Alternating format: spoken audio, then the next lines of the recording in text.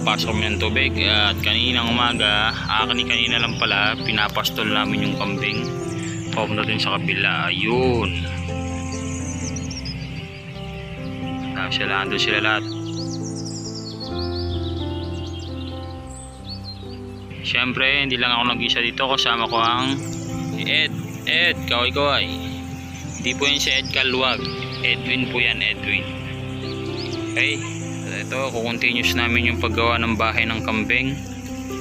Bibiyak muna kami ng kawayan.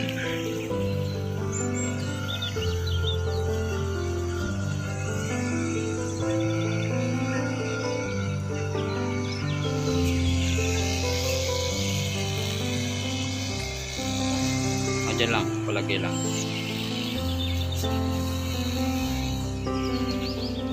Like and follow nila, like and share.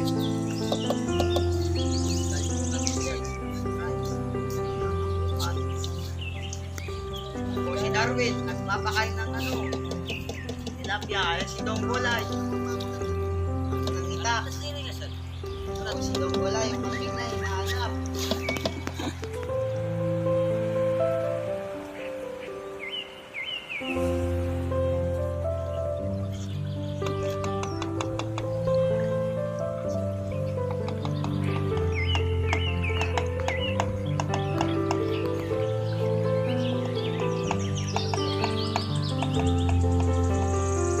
Okay, natapos na kami dun sa paggagawa ng bahay ng kambing. Ngayon punta naman ako dun sa kabila.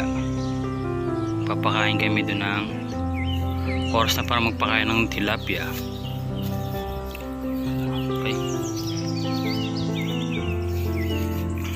Hoy Whitey, sunod ka na naman. Relax lang. Tahim sa fish pa na.